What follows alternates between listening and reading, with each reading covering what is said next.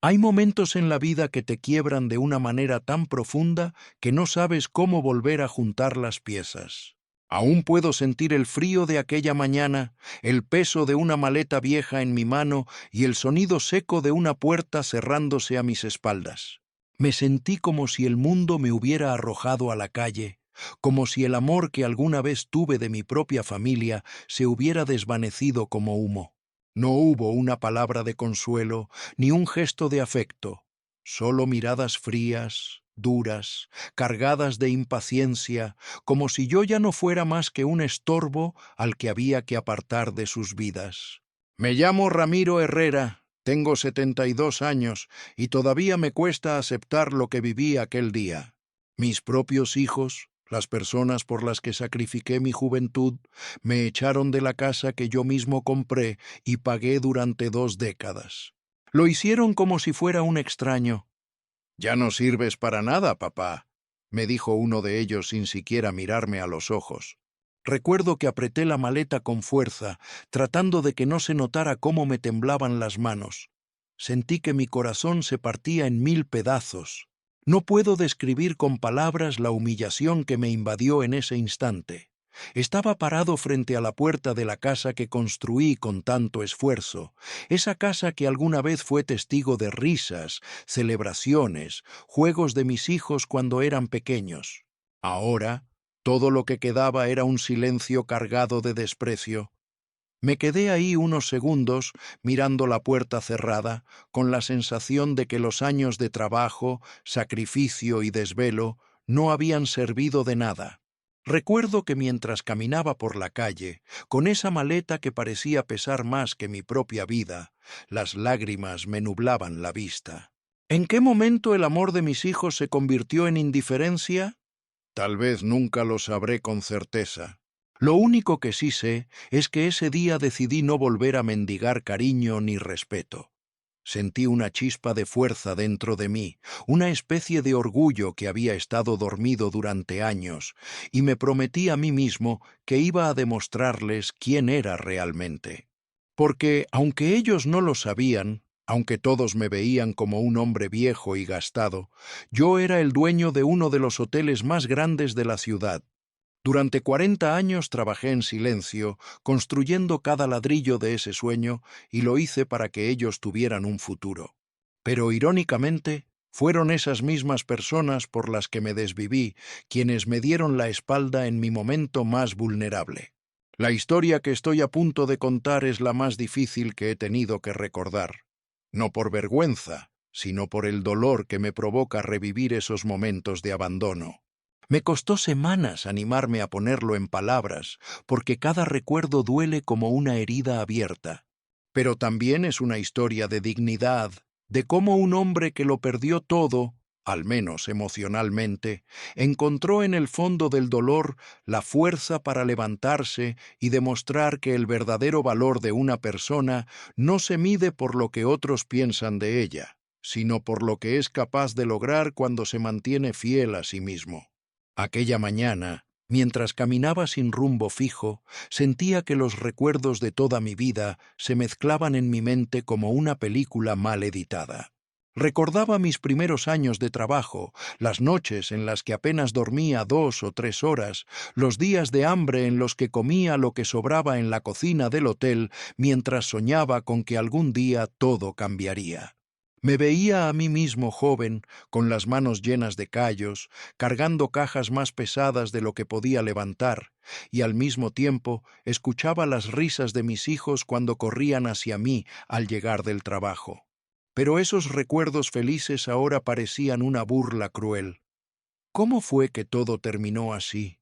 Tal vez, pensé, me equivoqué al tratar de darles todo sin pedirles nada a cambio. Quizá no les enseñé a valorar lo que realmente importa. Me dolía imaginar que todo el esfuerzo, cada centavo que ahorré, cada sacrificio que hice, había dado como fruto hijos incapaces de ver más allá del dinero. Sin embargo, algo dentro de mí me dijo que no era el final, que no podía quedarme lamentando la crueldad con la que me habían tratado. Tenía que levantarme, aunque fuera por mi propia dignidad. Ese fue el día en que, entre lágrimas y recuerdos, supe que había llegado la hora de mostrarles la verdad sobre mí. Tomé un bus hacia el centro de la ciudad con la maleta en las manos y la mente llena de ideas. Sabía que mis hijos me veían como un hombre acabado, pero lo que ellos ignoraban era que yo no solo había trabajado en ese hotel como un empleado más. Yo era el verdadero dueño. Había construido mi vida desde el piso más bajo, comenzando como conserje, limpiando los baños, cargando maletas y soportando humillaciones. Poco a poco, con esfuerzo y visión, fui comprando parte del negocio hasta convertirlo en el hotel más próspero de la región. Mientras miraba por la ventana del bus, con la ciudad pasando ante mis ojos, recordé a la única persona que nunca dudó de mí, mi esposa Elena. Ella fue mi compañera en los momentos más duros.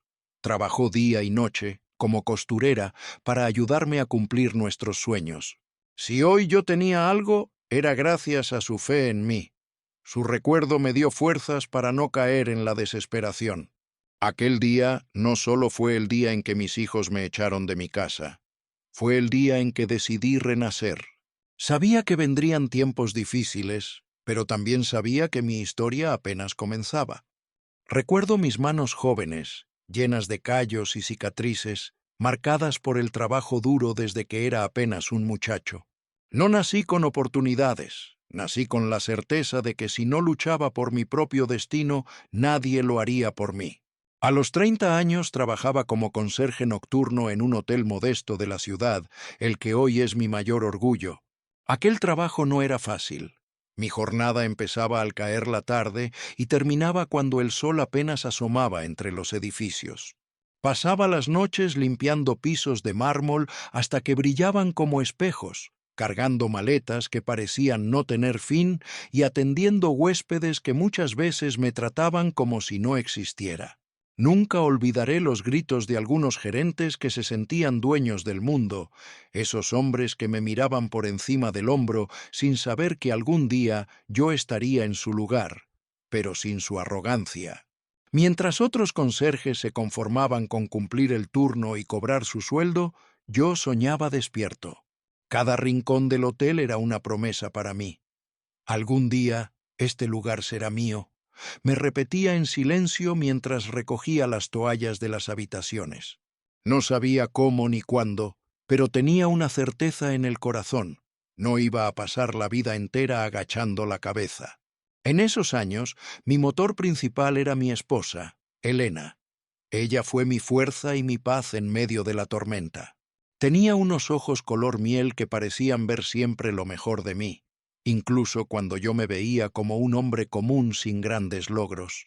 Elena trabajaba como costurera, pasando horas frente a una máquina de coser en un taller oscuro y lleno de polvo. Juntos formábamos un equipo. Ella solía decir: «Ramiro, no importa cuánto tengamos, mientras sigamos soñando, todo será posible». Su fe en mí me impulsó cuando sentía que las fuerzas me faltaban.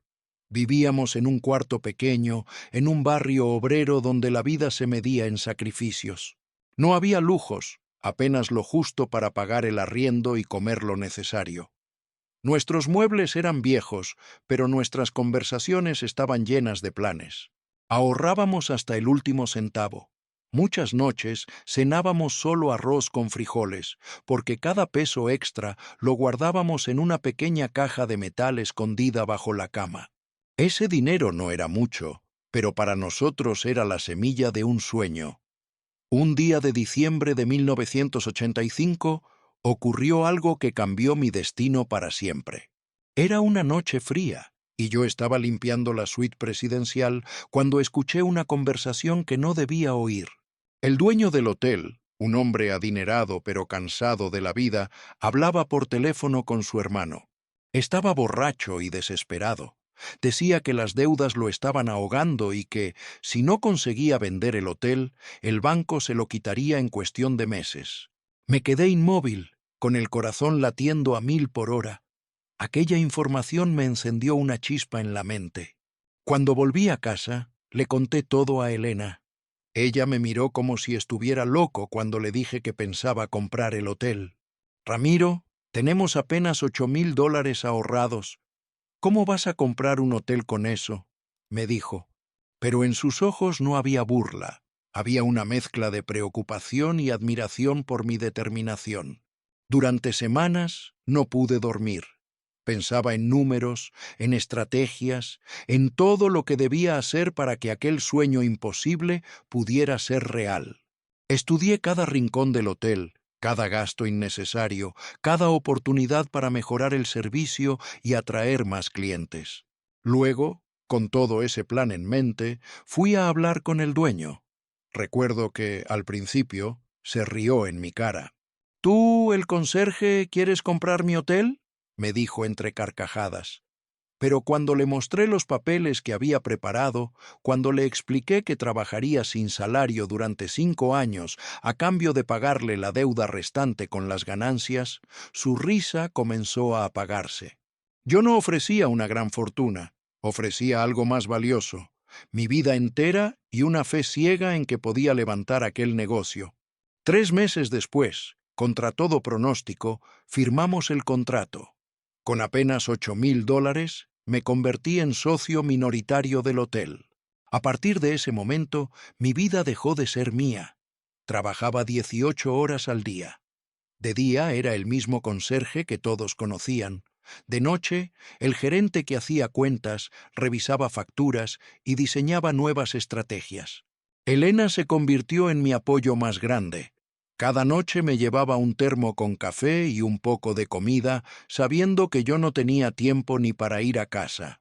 Mis manos estaban agrietadas, mi espalda dolía como si cargara el mundo entero, pero dentro de mí había algo más fuerte que el cansancio, la certeza de que valía la pena. Cuando nacieron mis hijos, Carlos y Patricia, mi vida cambió de nuevo. Mirarlos mientras dormían me daba fuerzas para seguir adelante. Juré que tendrían una vida mejor que la mía. No quería que conocieran la pobreza que yo había sufrido. Todo lo que hacía, cada centavo que ganaba, era por ellos. En 1991, después de años de esfuerzo, logré comprar la parte del dueño original. El hotel era oficialmente mío. Aquel día regresé a casa cubierto de polvo y sudor, pero con el alma llena de orgullo. No hice fiestas ni me di lujos. Solo abracé a Elena y le dije: «Lo logramos, mi amor. Este hotel es nuestro». Pero no todo en la vida es tan simple. Aunque me convertí en dueño, seguí trabajando como un empleado más. No quería que nadie supiera mi verdadera posición. Ni siquiera mis hijos conocían la magnitud de lo que había conseguido. Yo quería que aprendieran el valor del trabajo, no que crecieran creyendo que todo se consigue con dinero. Con los años, esa decisión se convirtió en mi mayor error, porque, mientras yo trataba de enseñarles humildad, ellos comenzaron a verme como un hombre común y corriente, un simple trabajador sin aspiraciones.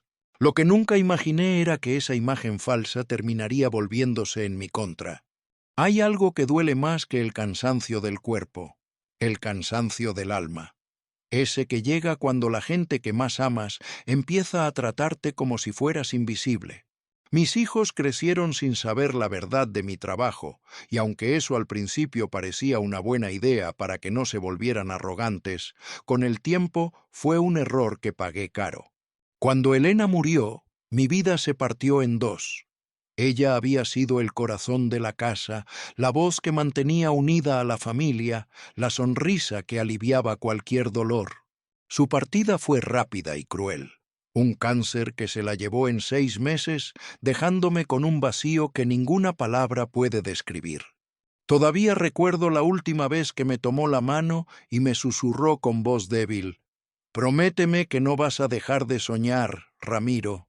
Le prometí que seguiría adelante, pero nunca imaginé que, sin ella, mis propios hijos empezarían a alejarse de mí como si yo fuera una sombra incómoda. Al principio, creí que era normal. Carlos, mi hijo mayor, estaba muy ocupado con su carrera de ingeniero. Patricia, mi hija menor, ya tenía su familia y parecía que siempre había algo más urgente que venir a verme. Yo trataba de entenderlos. Les decía que estaba bien, que no se preocuparan, pero por dentro me estaba consumiendo. Las primeras Navidades sin Elena fueron un golpe que me dejó marcado. Recuerdo haber llegado con regalos envueltos con torpeza, queriendo sentir al menos por una noche el calor de la familia. Toqué la puerta de la casa de Carlos con una mezcla de nervios y esperanza. Cuando me abrió, su esposa me sonrió, pero su sonrisa estaba llena de tensión. «¡Ay, suegro! Es que ya cenamos. ¿Por qué no viene mañana?» Aquellas palabras fueron como un cuchillo.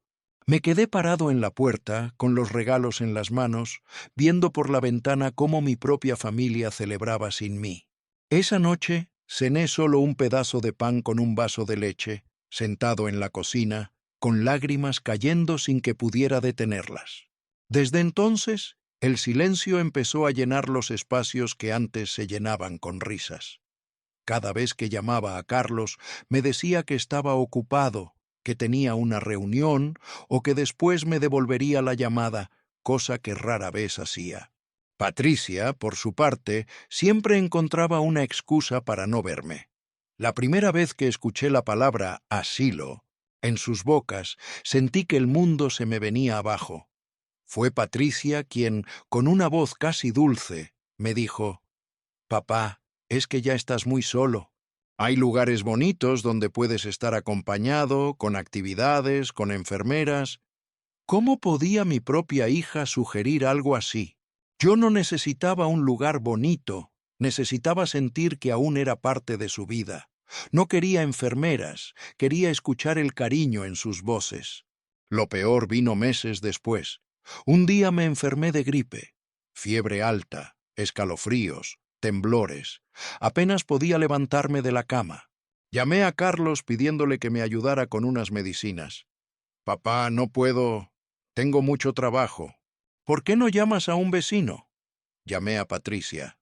«Ay, papá, justo hoy llevo a los niños a natación.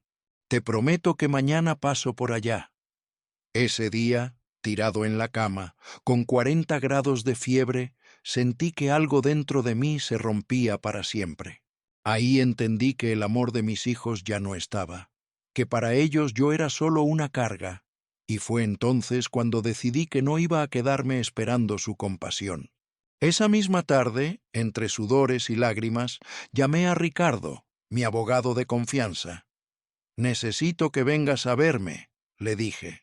Él llegó 2 horas después, preocupado, y ahí, sentado en la mesa del comedor, mientras me temblaban las manos, le pedí que comenzáramos a preparar cambios en mi testamento. Ya no iba a seguir regalando mi vida a quienes no eran capaces de darme ni un vaso de agua cuando lo necesitaba.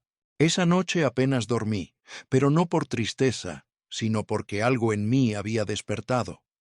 Sabía que mis hijos no tenían idea de que ese viejo al que despreciaban era dueño de más propiedades de las que podían imaginar. Durante años, mientras ellos me veían como un hombre cualquiera, yo había levantado un pequeño imperio en silencio. A la mañana siguiente me senté en la sala con una libreta y comencé a escribir lo que sería mi venganza, aunque no una venganza cruel, sino una que les enseñara, aunque fuera tarde, lo que significa la gratitud y el amor verdadero. Con el paso de los años, uno empieza a ver las cosas con una claridad distinta. Es como si el tiempo quitara todo lo que nubla tu visión y te mostrara la verdad, aunque no siempre sea agradable. Después de aquella noche en la que decidí cambiar mi testamento, dejé de ser el hombre callado que todos conocían. Dentro de mí nació una fuerza distinta, no por enojo, sino por dignidad. Llamé a Germán, mi contador de confianza, el único que conocía la verdadera magnitud de todo lo que había construido. Le pedí que revisara con discreción la situación financiera de Carlos y Patricia. Quería entender hasta dónde llegaba la forma en la que me veían. Lo que descubrí fue más doloroso de lo que pensé. Carlos, el hijo al que tanto apoyé, había pedido un préstamo enorme para comprarse una camioneta de lujo. Patricia, mi niña, había puesto su casa como garantía para remodelarla con una piscina. Y lo peor fue ver que ambos habían usado mi nombre como referencia para esas decisiones. Era como si me hubieran reducido a un simple recurso, sin pensar en lo que realmente soy. Esa noche, mientras miraba los documentos en mi escritorio, sentí algo que hacía tiempo no sentía. Una decisión firme, fría y clara. No era cuestión de dinero. Tenía suficiente para ayudarlos. Lo que me dolía era cómo me veían, como si mi único valor fuera el dinero. Días después, Carlos llegó a mi casa con una sonrisa que no veía desde hacía años. Traía una bolsa con galletas y una botella de vino. Me abrazó y dijo: «Papá, vine a verte. Te traje algo que pensé que te gustaría». Ese abrazo se sintió vacío. Al día siguiente, Patricia llegó con sus hijos, llenando la casa de risas que sonaban más como parte de una actuación que como algo sincero. «Papá», me dijo, «queremos visitarte más seguido, tal vez almorzar los domingos, como antes». En poco tiempo, las visitas se volvieron más frecuentes. Carlos hablaba con cariño, Patricia me abrazaba como si me hubiera extrañado toda la vida. Y yo, en silencio, los observaba, intentando entender qué había cambiado. La verdadera razón apareció en la tercera semana. Carlos, con voz nerviosa, me dijo: «Papá, quiero iniciar un negocio. Necesitaría unos $100,000. ¿Podrías ayudarme?». 2 días después, Patricia me dijo algo similar. «Miguel y yo queremos comprar una casa más grande para los niños. Nos faltan unos $80,000. ¿Nos podrías prestar algo?». Guardé silencio. No respondí, pero por dentro algo cambió. No era por el dinero, sino por la forma en que me miraban, como si todo se tratara de lo que podían obtener de mí. El momento más duro fue una tarde en que escuché sus voces en el jardín. Creían que no los oía, pero estaba cerca de la ventana. «Papá es más fácil de convencer de lo que pensamos», dijo Patricia riendo. «Solo hay que seguir visitándolo unas semanas más y nos dará el dinero». «Te dije que funcionaría», respondió Carlos.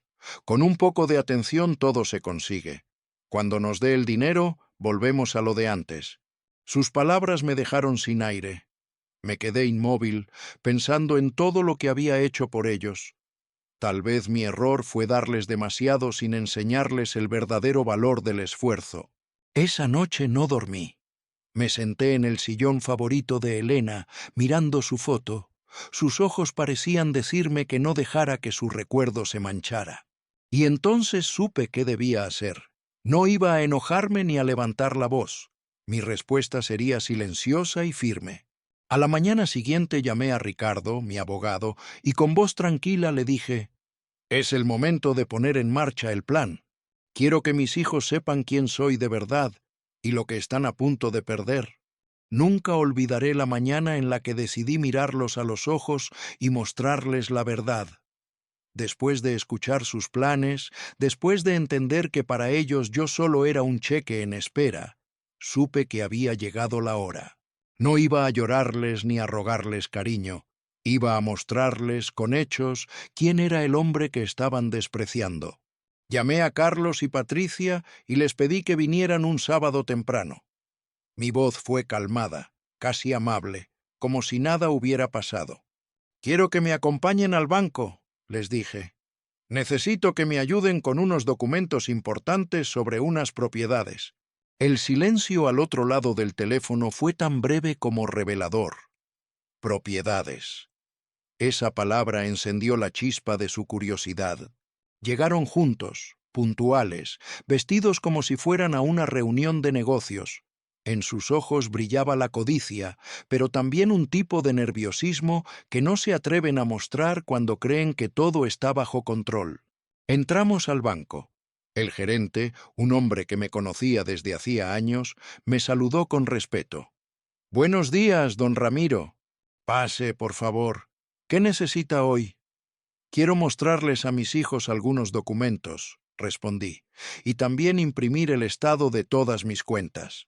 Carlos me miraba incrédulo. Patricia parecía contener la respiración. Cuando el gerente abrió la caja fuerte y colocó sobre la mesa las carpetas con títulos de propiedades, sus rostros lo dijeron todo. Ahí estaban, uno por uno, los papeles que probaban que no era el viejo inútil que ellos creían. Había 17 propiedades a mi nombre, 3 centros comerciales, varios edificios de apartamentos y el hotel que había levantado con mis propias manos. El gerente trajo los estados de cuenta y cuando vio la cifra total, Carlos apenas pudo balbucear: «Papá, ¿todo esto es tuyo?». Lo miré con calma. «Todo esto lo construí mientras ustedes pensaban que su padre solo era un hombre cansado. Nunca quise que supieran porque quería que me respetaran por lo que soy, no por lo que tengo». El silencio en esa oficina pesaba como una roca. Salimos del banco sin decir una palabra. De regreso en casa, preparé café y lo senté en la sala donde tantas veces me habían pedido dinero como si fuera una obligación. «Ahora que conocen la verdad», les dije, «hablemos de esos préstamos que querían, pero antes necesito que me respondan algo. ¿En qué momento dejé de ser su padre para convertirme en una fuente de dinero?». Patricia bajó la mirada. Carlos intentó balbucear una excusa, pero lo detuve con un gesto. «No hay excusas que valgan». Escuché cada palabra de la conversación que tuvieron en el jardín. Los escuché riéndose de mí, calculando cuánto tiempo les quedaba fingiendo cariño antes de que yo muriera. «¿Eso es lo que soy para ustedes?». Patricia rompió a llorar, pero sus lágrimas no me conmovieron. No eran de arrepentimiento, eran de miedo a perder algo que nunca valoraron: mi herencia. «Hoy les digo algo que quizá duela más que cualquier grito», continué. «No voy a dejarles nada. Todo lo que construí será para ayudar a los ancianos que, como yo, fueron abandonados por sus familias. También para los jóvenes que sueñan, como yo soñé cuando nadie creía en mí. Ustedes van a recibir exactamente lo que me han dado estos años. Nada». Carlos golpeó la mesa con el puño. «No puedes hacer eso. Somos tus hijos. Tenemos derecho». Lo miré a los ojos. «Ser hijo no es una excusa para la falta de amor. Ustedes no han sido mi familia desde que decidieron que yo era una carga. Familia es la gente que te cuida cuando estás enfermo, que te busca sin esperar nada. Y ustedes no han hecho nada de eso». Patricia se arrodilló, suplicando: «Papá, por favor. Fuimos tontos, lo admito. Pero podemos cambiar. Danos otra oportunidad». Suspiré. En el fondo de mi corazón quería creerles, pero los años me habían enseñado que el arrepentimiento forzado por la pérdida no es sincero. «Si quieren cambiar, no será por dinero», les dije. «Será porque entiendan lo que significa el amor verdadero, ese que no tiene precio». Aquel día marcó un antes y un después. No supe si me odiaban o si realmente comprendieron mi dolor. Solo sé que cuando salieron de mi casa me quedé solo con una paz extraña. Por primera vez en años sentí que había recuperado algo más valioso que cualquier herencia: mi dignidad. Han pasado meses desde aquel día en que miré a mis hijos a los ojos y les mostré la verdad. No fue fácil para ninguno de nosotros. Hubo silencio durante semanas, miradas incómodas, mensajes que no contesté y visitas que preferí rechazar. Sentía que necesitaba tiempo, tiempo para sanar, tiempo para aprender a vivir sin la ilusión de que mis hijos me querían como yo los quería a ellos. Pero el tiempo, curioso como es, también tiene una forma de abrir heridas para limpiarlas y permitir que cicatricen de verdad. Poco a poco, algo cambió. Carlos comenzó a visitarme sin avisar, sin pedir nada. Ya no venía con bolsas de regalos ni excusas disfrazadas de afecto. Venía solo a sentarse conmigo, a preguntarme cómo me sentía, a escucharme hablar de mi juventud. Al principio lo miraba con desconfianza, esperando la pregunta inevitable sobre dinero, pero no llegaba. Patricia, por su parte, empezó a aparecer los miércoles por la tarde cuando sabía que yo no tenía nada que hacer. Traía café, a veces un pastel hecho por ella, y se quedaba conversando. Me contaba sobre sus hijos, sobre las cosas pequeñas de la vida. Había algo diferente en su forma de mirarme, como si estuviera viendo por primera vez al hombre detrás del padre que siempre creyó conocer. La prueba más grande llegó cuando me enfermé nuevamente, esta vez con una fuerte gripe. No tuve que levantar el teléfono ni suplicar ayuda. Carlos y Patricia se turnaron para quedarse conmigo, preparándome caldos, llevándome medicinas y hasta limpiando la casa. No fue un acto perfecto, pero fue real. Por primera vez en años sentí que estaban conmigo, no por lo que yo podía darles, sino porque realmente les importaba. Recuerdo una tarde en particular. Patricia llegó con los ojos rojos de tanto llorar. Se sentó a mi lado en el sillón y con voz quebrada me confesó que su matrimonio se había roto, que el hombre al que tanto había defendido la había traicionado. «Ahora entiendo, papá», me dijo entre sollozos. «Entiendo el dolor de sentir que alguien te usa, que no te ve como persona sino como un recurso. Perdóname por haberte hecho sentir así». Esa tarde la abracé como no lo hacía desde que era niña. Los dos lloramos, no solo por el pasado, sino porque sabíamos que algo nuevo estaba naciendo entre nosotros. Carlos también tuvo su momento de verdad. Una noche me confesó que renunció a su trabajo, cansado de un ambiente donde el dinero lo era todo y las personas no valían nada. «Papá», me dijo, «he sido soberbio, he sido ciego. Quiero que sepas que no vengo a pedirte nada. Solo quiero aprender de ti, de cómo se construye algo con las manos, con esfuerzo, con dignidad». Esa confesión me tocó más de lo que esperaba. Por primera vez en años vi en él algo que había perdido: la humildad, el respeto por el esfuerzo. 8 meses después de aquella confrontación, llamé a mi abogado para modificar el testamento otra vez. No porque ellos me lo pidieran, sino porque vi que habían cambiado. La fundación que lleva el nombre de mi esposa sigue siendo la heredera principal, pero decidí dejarles una parte a mis hijos. No por obligación, sino como un gesto de confianza en el nuevo camino que están recorriendo. Cuando les conté sobre el cambio, Patricia me abrazó con lágrimas en los ojos. «Gracias, papá, pero más que eso, gracias por no habernos dejado seguir siendo los hijos egoístas que éramos». Carlos añadió con una voz sincera: «El dinero no importa, papá. Lo que vale es haberte recuperado. Hoy, mientras escribo estas palabras, siento que la vida me dio una segunda oportunidad. Ya no soy el hombre que fue echado con una maleta y un corazón roto. Soy Ramiro Herrera, el hombre que aprendió que el verdadero valor no está en lo que posees, sino en lo que enseñas a los demás, incluso cuando eso duele».